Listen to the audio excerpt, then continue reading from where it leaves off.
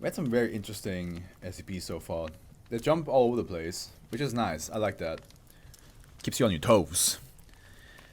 Eye of the Storm. Eye of the Storm. Save.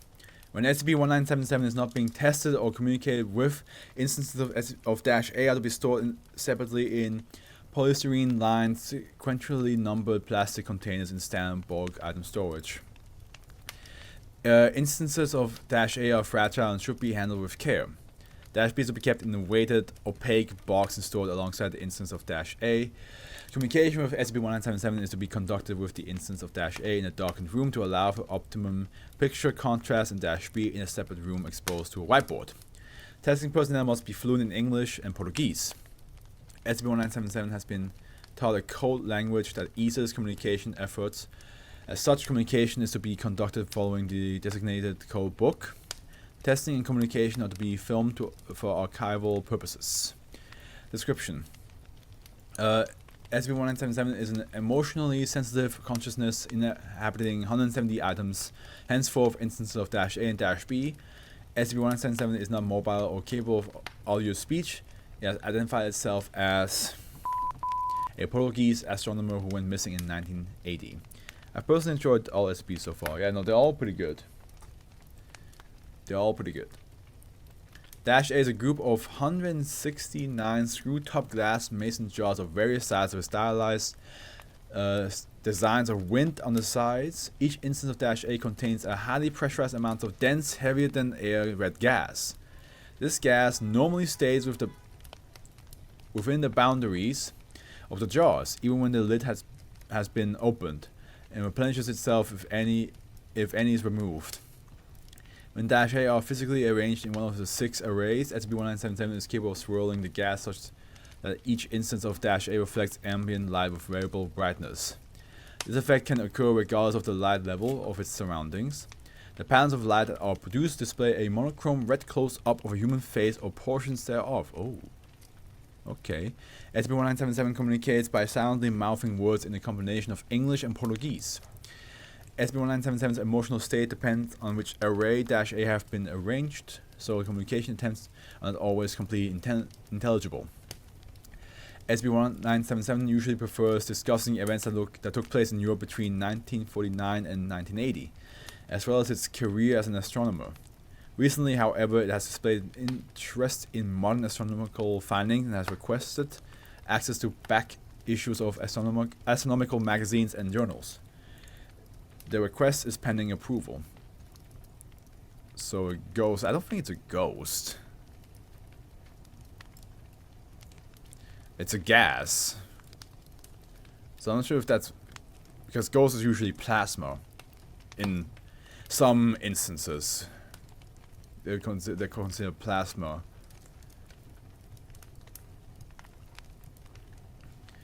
-B is a single disembodied human eyeball. Okay. It's a single disembodied human eyeball with a brown iris and severed optic nerve which trails behind it. It does not decay or become damaged and seems to still be living. Oh great, is it like moving? The cornea absorbs oxygen and the pupils constrict when exposed to light. Oh. -B is not affected by gravity. It behaves as though it were in a zero-G environment, although it cannot produce thrust of its own. SCP-1977 is able to observe its Eye of the Storm. I get it. I get it. It behaves as though it were in zero-G environments, although it cannot produce thrust of its own. SCP-1977 is able to observe its surroundings through -B. It reacts immediately, regardless of distance, to objects or communication present to it. So the gas is, the mouth, and the eye is the eye. That's how the gas talks and has a face. And the eye is how it sees. Gotcha. SCP-1977 is capable of reading lips through -B and has perfect vision. DNA samples from -B have been found to be a match for... So it's the eye of a dead man? I don't know. I don't think it has said anything about a dead man. I think it's just the eye just belongs to the gas. Well, the gas and the eye make one being, basically. I don't think a man is necessarily involved in this, or a human being. The lid of each instance of -A has an embedded non. It said it comes to be.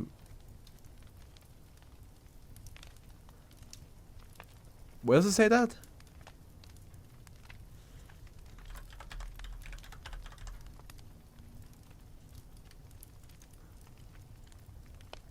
Oh yeah, no, you're right. Yeah. It is by itself as a police or something. Yeah, you're right. I think what happened, it got hit by the Fantastic Four meteor waves. You know how in the first Fantastic Four movie when they went to space and then get fucking like clapped by some space magic and suddenly they have like powers?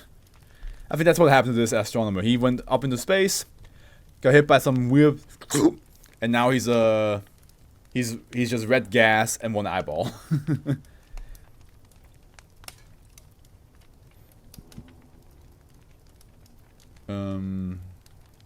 Yeah. The lid of each instance of -A has embedded non-functional solar panel, the surface of which is micro-engraved with 6 designs. Each design consists of a simple depiction of a human face in one of 6 emotions: happiness, sadness, anger, fear, disgust, and surprise. Surrounded by a diagram of varying shape composed of 169 dots. The underside of each lid is micro-engraved with a simple depiction of the planet Jupiter. Addendum 1. Doesn't Jupiter have like a lot of storms? Isn't that the planet that like, is very stormy? The red gas contained in each instance of -A has been found to match the atmosphere of the planet Jupiter. Aha! Exactly according to spectroscopic analysis. Its red coloration at such low volumes may be explained by its density, which is roughly 25 times that of the atmosphere of Earth at sea level. So he somehow became part of the Jupiter storm.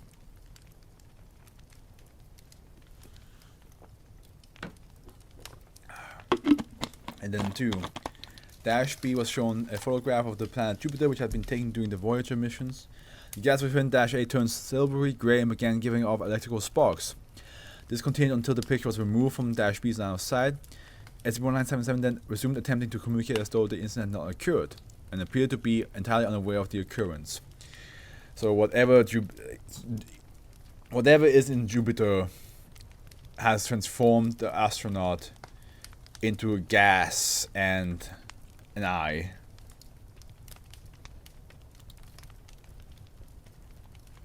That is... Imagine being that astronaut. It's horrific.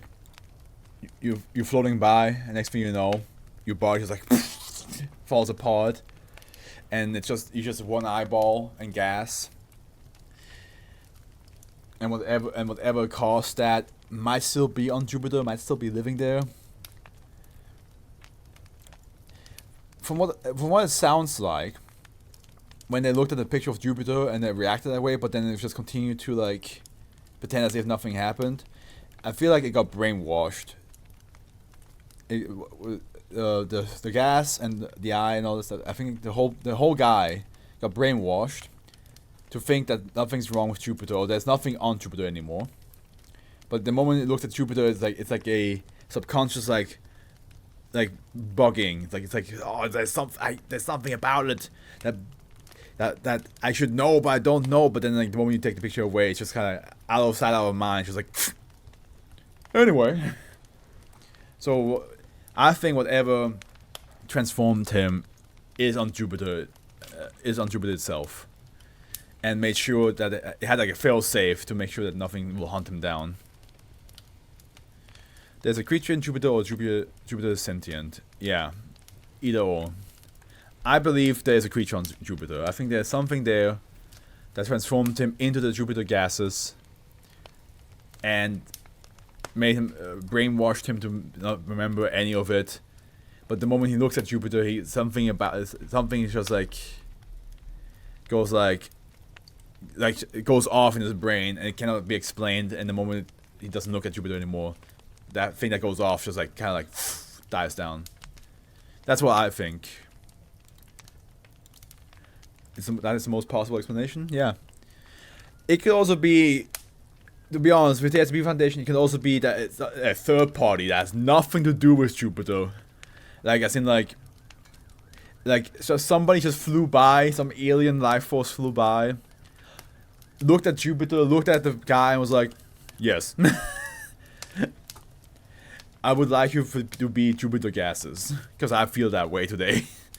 from all we can tell, that could also happen. I'll be right back. I have to go to the bathroom.